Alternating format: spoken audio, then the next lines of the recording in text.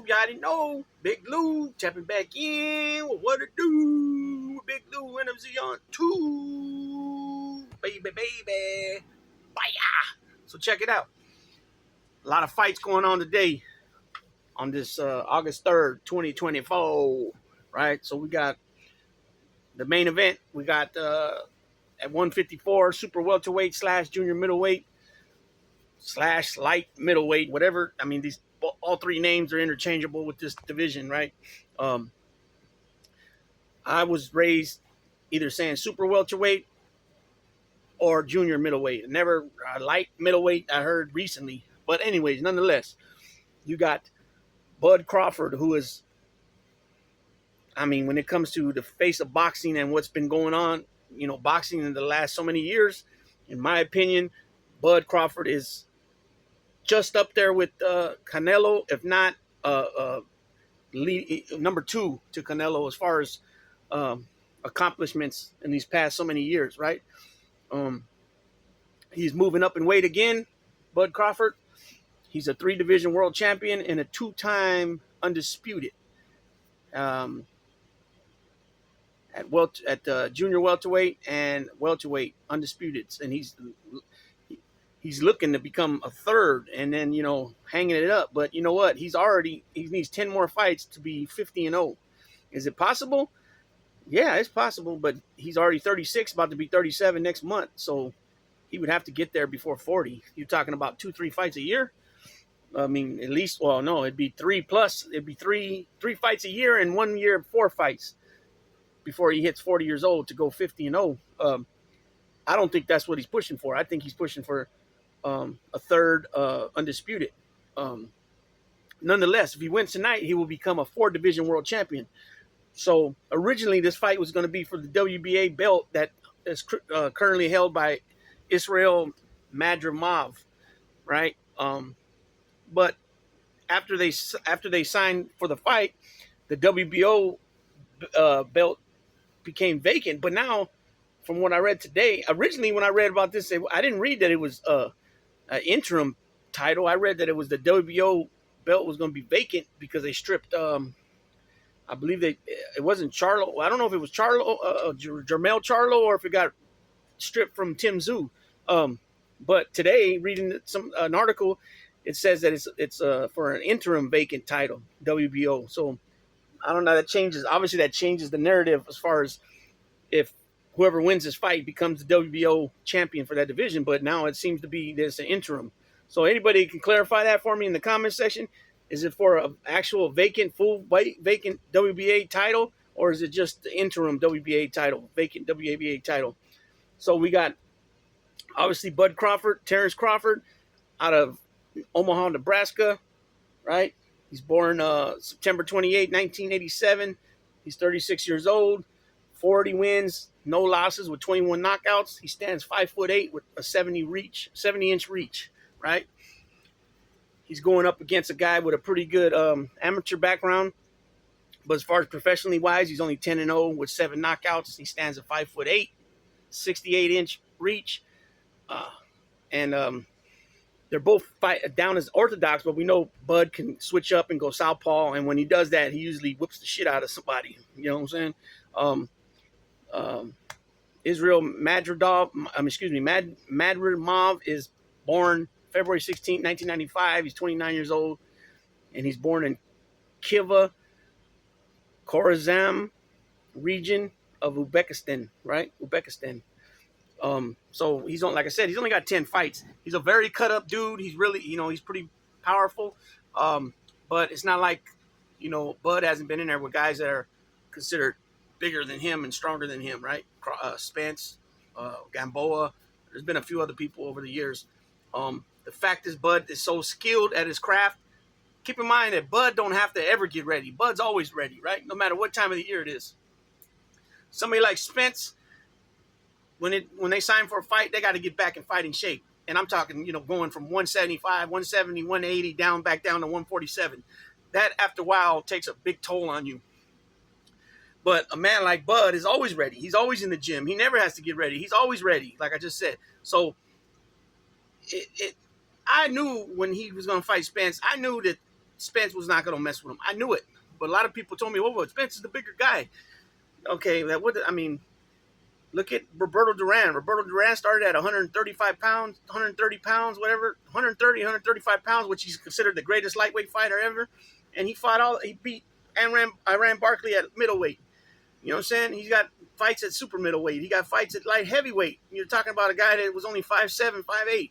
You know, he still had power, put on 25 pounds, and still was able to put hands on Barkley, who was the up-and-coming young fighter and the world champion at that time, the middleweight champion. So, you know, I don't fall for all the time about, oh, well, you know, he's the bigger guy. Because in my opinion, when Spence and Crawford were in the ring, Crawford looked bigger, as big as Spence, if not bigger. So I don't buy all that. And he's cut up like a mother. You know, he's cut up like a mug, just like Israel's cut up too. But, you know, when you're comparing amateur backgrounds to professional, it's not always, you know, it's not really the same, because amateur, you get a lot more thumbs up and points for just being active. If you're throwing more punches, you get a lot of times more points from the judges than you would if, you know, from actual landing punches, which that changes everything up. You know what I'm saying? Headgear, all that, in my opinion. So I expect Bud's going to go in there and he's going to handle his business, right? I'm not saying he's going to knock him out, but I think he's going to prevail. If he don't knock him out, he's going to prevail or TKO him, where the ref steps in because he's not unable to both protect himself and throw back at the same time, that the ref steps in and waves it off, right? Or he's just going to outpoint him pretty good at the end of the fight. You know what I'm saying? I believe that nobody at this point is got the skill of a Crawford from both sides, orthodox or southpaw stance. Canelo is, you know, I got Canelo ranked as the face of boxing still, but that's only a matter of time. Time's ticking, right?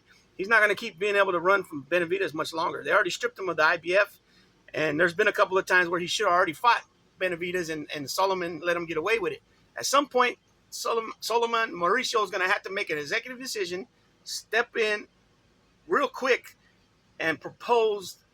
Well, not so much propose, give him an ultimatum. You got to get in the ring with Benavidez, or we're going to take this belt.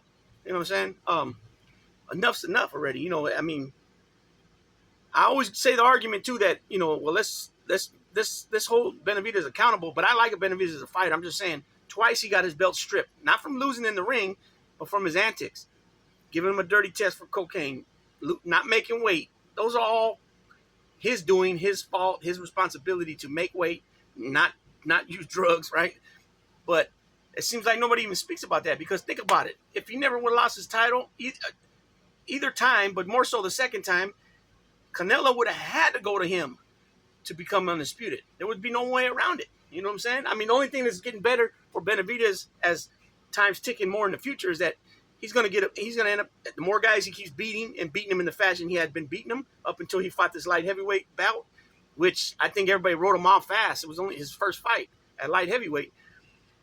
You know, some guys do have a bad day, off nights, you know, but each fight that he continues to fight and of course, and obviously win, it's going to be a bigger payday for him once him and Canelo get in there. So, you know, I think at that point it's going to do him a lot better service, getting a bigger bag and perhaps possibility beating Canelo and taking whatever belts he still has at that point. Okay, the next bout is Isaac Pitbull Cruz, right? He's the current WBA junior welterweight champion, and he's going up against Jose Rayo Valenzuela, right? Cruz is 26 wins, 2 losses with 18 KOs. He stands 5'4" with a 62-inch reach. He's born February 5th, 1997 in Mexico City, Mexico, the district that they say Mexico City DF, which is Mexico City Distrito Federal, right? The federal district of Mexico City. He's going up against Jose Rayo Valenzuela. Like I said, he's 13-2 with 8 knockouts. He stands 5'8" with a 70-inch reach. He's born May 25th, 1999, and he hails out of Seattle, Washington. But I believe he's born in Los Mochis, Sinaloa, Mexico, right? I don't know too much about Rayo. I believe he's trained by Jose Benavides Sr. Um, but Pitbull Cruz, I've seen a few times. He's the current champion. We know that he went in there and gave Tank Davis a run for his money like we've never seen before. And I think a lot of that had to do with the fact that he's only 5'4", even though Tank's not much taller, but Tank was fighting down for the first time as a professional, right? Um, Cruz's reach is 8 inches, 8 inches less than Rayo Valenzuela. Therefore, he's got to get inside on him. And we know that from watching Cruz, that's what he does. He gets inside and tries to throw them short shots for maximum, power that he can possibly get out of them short shots. And he does pretty damn good at when he does it, right? So I think the key is for him to win, obviously, is to get in there, get in close, and take away Rayo Valenzuela's reach, and keep him always staying close with him, because when he's in close, how can you punch? When somebody's right here, it's going to be short punches as well, right? So, just short, whatever he can get his arm, however he can get his arm extended, if he can't get a full reach on his jab to set up something, it just ain't going to work for him. But we'll see, right? Styles make fights. We'll see whose homework, whose training and stuff ends up, benefiting which fighter, right? Okay. After that, we got Andy Ruiz going up against Jarrell Miller. I forgot what his nickname is. Anyways, Andy Ruiz is 35-2 with 22 knockouts. He's 6'2" with a 74-inch reach. He's an Orthodox fighter. He's born September 1st, 1984, and he's born in Mexicali, Baja California, Mexico. And he's going up against, like I said, Jarrell Miller, who's 26-1 also with 22 knockouts. He's 6'4" with 78-inch reach. Excuse me. And he's also an Orthodox fighter, and he's born July 15th, 1988. Born in Brooklyn, New York. Right. I don't know much about Jarrell Miller. I just know that he was supposed to fight Anthony Joshua some years back, and he tested positive for PEDs, I believe it was. I believe Andy Ruiz is on track. I don't believe that he ever should have lost that second fight against Joshua if he would have did right and, treated himself right. And I believe his trainer would have still been there with him, Manny. I can't think of his name, Manny something. But he abandoned his trainer who been with him through it all. And, he went in there, didn't train right. He went in there heavier, and Joshua just made a spectacle of him. You know what I'm saying? He should have been in shape and fighting shape and ready to go. And I believe he still would have been champion to this day. At least a belt or two, you know what I'm saying? Because we know that now these guys are interested in being undisputed. Some of them just ain't, because the fact is they got to pay all this money to each sanctioning body, to hold belts. I've heard different quotes. I've heard up 20,000 to be the champion. I've heard more up to like 40,000. So just imagine if you got 4 belts, you're giving almost, almost a fifth of $1 million to hold some belts. That's why some guys say it ain't all about the belts. But I just think that, think of some of the old fighters from back in the day that all they cared about was the WBC belt or the WBA belt. A lot of times you can't remember guys back in the day having the IBF belt, right? Larry Holmes was the first one to have the IBF at the heavyweight division. That was 78, I believe it was. So, Sugar Ray Leonard, Tommy Hearns, Wilfredo Benitez, all them dudes you never seen. Either they held the WBC or the WBA. I can't think of anybody that held more belts than that until Hagler later in his career, right? The 3-belt era, right? Because a lot of guys back then that had the WBO belt, that belt was not even looked at as a major world title. Remember, Nigel Benn had it, and I remember him getting a question at some show he was on back in England, and they were like saying something about him not really having a title, that the WBO wasn't really a title. Well, fast forward now, that's changed. WBO is part of the 4-belt era, and it's a major world title. The one that a lot of people don't consider a major world title is the WBA regular belt. So I guess it just depends who you are on what's your opinion of it. So I suspect that Andy Ruiz is coming in tip-top shape. I imagine he's going to do the same thing he did at Ortiz, if not worse. Okay, last fight that I'm talking about, because I think Jared Anderson already fought. He's on the card, and then and Andy something. I can't think of his last name right now. So we got David Morale, who's 10-0, 9 knockouts. He's 6'1" with a 78-inch reach. He's southpaw, and he's from Santa Clara de Cuba, right? And he's born January 18th, 1998. And he's going up against, I don't even know how I can say this name right, Radivoje Kaladijazik. I don't know if I said that. I probably murdered it. He's 29-2 with 21 knockouts. He's 6'2", 76-inch reach, and he's an orthodox fighter. He's born July 27, 1991 in Zelnila, Bosnia, and Herzegovina. And I don't really know much about both of these fighters. The only thing I know about David Morrell is Cuban. He comes from the Cuban amateur program over there, which everybody should know, dating back decades and decades with Philo Stevens, that, you know, they're very serious about their boxing program in Cuba, right? And he's got an extensive amateur career. So far here in the United States as a professional, he's only got 10 fights, but he's been the WBA regular as the WBA champion at 168 for about 4 or 5 fights now. I think, well, at least I think he was like 6-0. He's a WBA regular champion, but now this fight he's going up to light heavyweight. So I don't know if he's already vacated that belt, that WBA regular belt, or if he just went up in weight, but he still holds it. Nonetheless, that belt has nothing to do with this fight. Like I said, this is a light heavyweight fight. I don't know if this is the same guy that Benavidez fought his first light heavyweight fight. I kind of think so, but I could be wrong about that. Let me see. I want to check just to be sure,